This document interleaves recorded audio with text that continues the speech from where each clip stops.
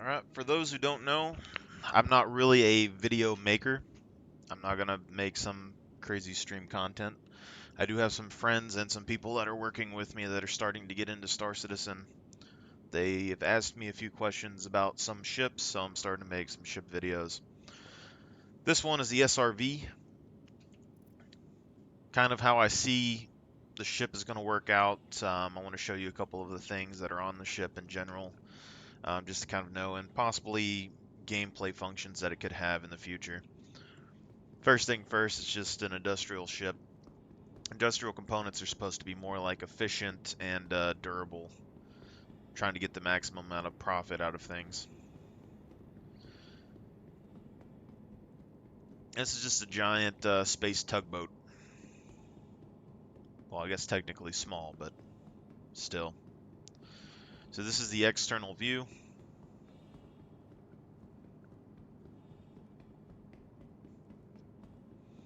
With your tractor beam hookup.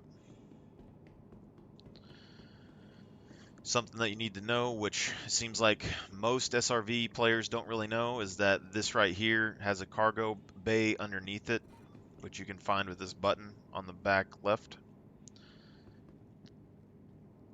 12 SCUs of cargo, but you can also potentially stick players in here. Although it forces you to crouch. So this has a lot of implications to where you could potentially put, I don't know, 10 people or something down in the bottom of this for boarding actions or other kind of secret operations, potentially, depending on how the game turns out. Although they won't have any sort of stabilization or any way to do any of that. They're going to have their own life suits and things of that nature. But it is possible, potentially, just to lay down in here. So you could use the tow truck to, you know, go up to a ship and then drop a few players down. And since it has the internal button there, it means they're going to be able to push it themselves from the outside without you having to get involved.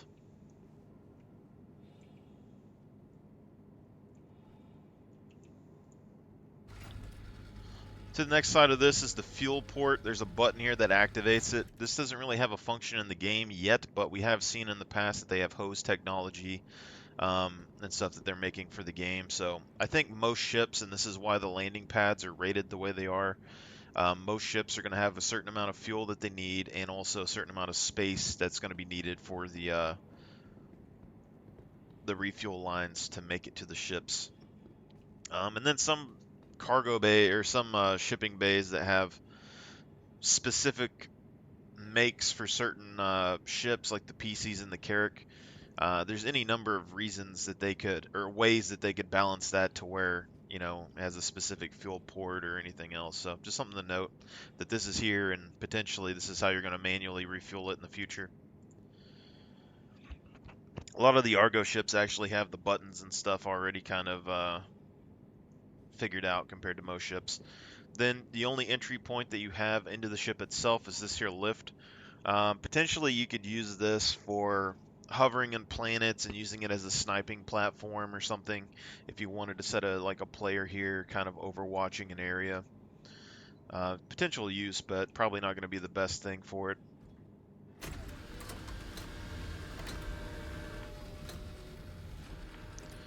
A lot of Argo ships tend to have all the buttons and functionalities, so they have things that you can click to turn on different lights. This one has like emergency lights and normal lights.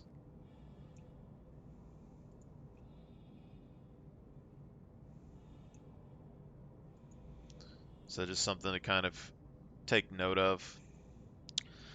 The middle of the ship, as soon as you come in, has access to all the panels for your components for the most part. There's still some in the, other parts, but pretty much everything is here. And they're all accessed with these buttons.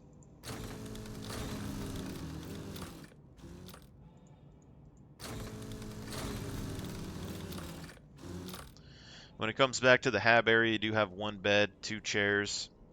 Potentially could haul people. You have bathroom, living amenities.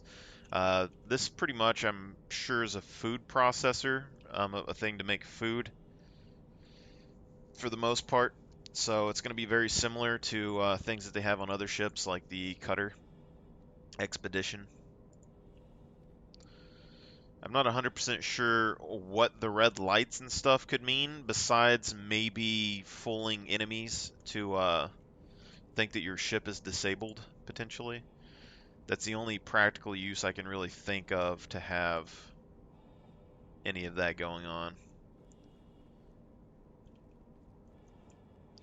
You have your shower, toilet, everything else. A lot of these doors also have this lock button, but they will also have these light switches and things that you can activate here, so.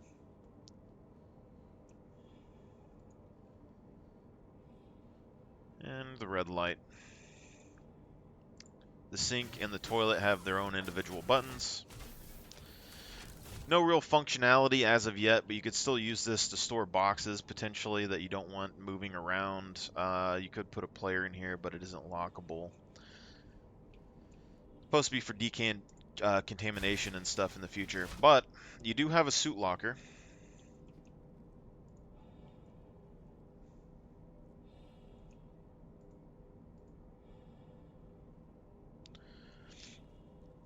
And this suit locker here doesn't really have any functionality yet either, but assumingly you're going to be able to put your heavy suits in here. Right now you could potentially put the boxes themselves in there and just stack them up and keep them inside, which gives you more uses than just a suit locker. And in that suit, you're going to be able to see that you can stick a player inside of this closet. And there's a few ships that have suit hangers or suit closets like this, where players can actually fit. So technically, this is also a prison cell for players, potentially. There's a few ships that you can actually fit inside. A lot of them are like on the C1, stuff like that has a couple that you could technically put people in. But in the future, you're going to want extra suits to kind of manage and make sure that everything's good. Over in the cockpit, there's not really a whole lot here, potentially. But they do have this green area here, which doesn't have any functionality as of yet. But as far as I know, tractor beams and other type of weapons are supposed to be run off energy. So this could potentially be a battery charging port, which we haven't really seen in any other ship. So it's something to kind of keep note of for the future.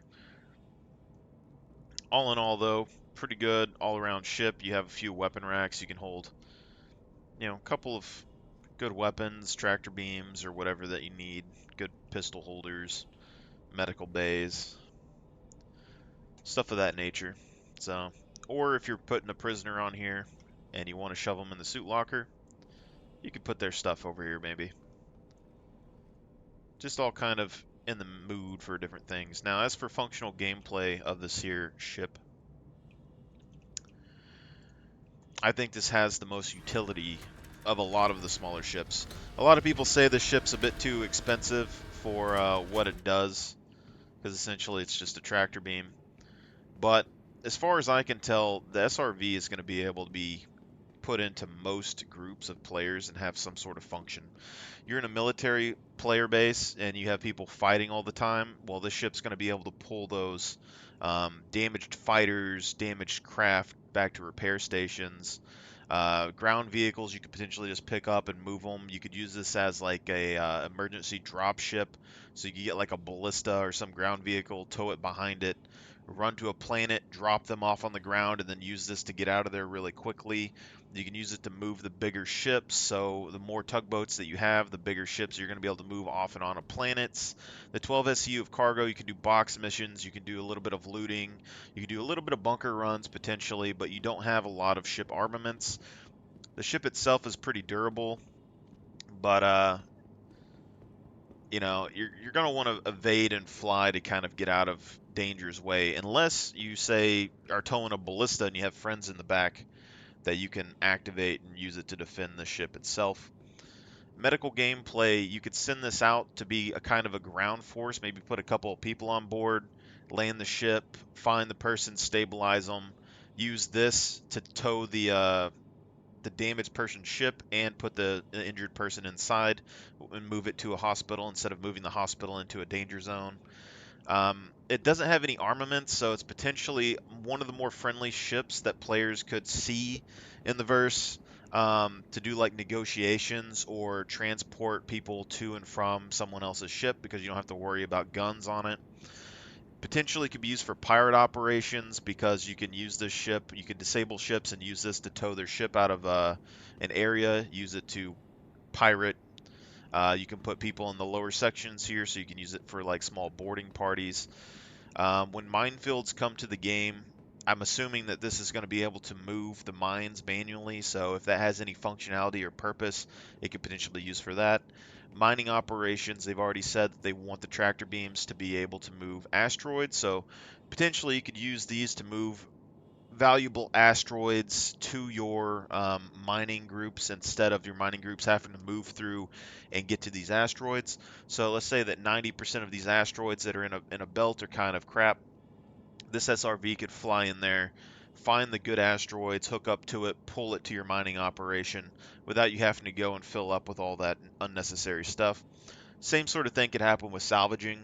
So salvaging ships aren't going to be able to handle asteroid fields and things. So if the reclaimer can't fit into an area or if it's a bit too dangerous in the future, you could send in vultures, but even if you do that, the vulture's going to have to set into the asteroid field. This SRV is going to be able to go in there, pull in wrecks to your salvaging crews, which is going to be just probably a little bit safer. It's a little bit more durable. Then it also has that 12 SCU of cargo, so you could put extra ship component parts on there. You could put stuff that you find off of the ships that you're towing. So the SRV pilot could pull the salvaging ships to your salvage crew and then go on board and pull off the power supplies and stuff before the salvaging crew takes on the job of getting more stuff. And you could use it for like small cargo transportations, getting some food, water, parts and stuff to your fleet without having to have them go down to planet surfaces. So a lot of flexibility when it comes to this ship in general. Pretty fast, durable, good amount of fuel capacity, quantum jump capacity. The only real thing that it has going for it is that it doesn't have weapons. But I think it has a lot of flexibility. It's probably one of the most flexible ships in general. If you're going to be flying this around, you're going to have the potential of kind of helping out with something. Even with repairs, like this ship might not be a repair ship, but do you want to send your repair ships into a hostile environment to kind of try and do emergency repairs in an area that they themselves can get jumped? The Vulcan could potentially do some of those small repair jobs, but I don't see any reason why people would want to bring their Crucible to a war zone or anywhere like on a planet's surface to try and repair small ships and things of that nature, when you can send an SRV out to tow those ships to your Crucible, a more secure area that you could use. Like even if you built, say, a ground base and you landed your Crucible at your ground base, then you could just send SRVs out to get your work and bring them to you for a small fee. All in all, hopefully this gives you enough information about the SRV. I think it's a pretty nice ship, really easy to fly, gets a lot of versatility, kind of underestimated, I think, in a lot of fields in the game. So if this helped you, feel free to share it with other people, but, if it's good information, you might just want to bury it, so feel free to dislike, tell me your opinions, anything else about the ship in general. You always have a good one, and anyone that I know who's listening, hopefully that helped y'all guys.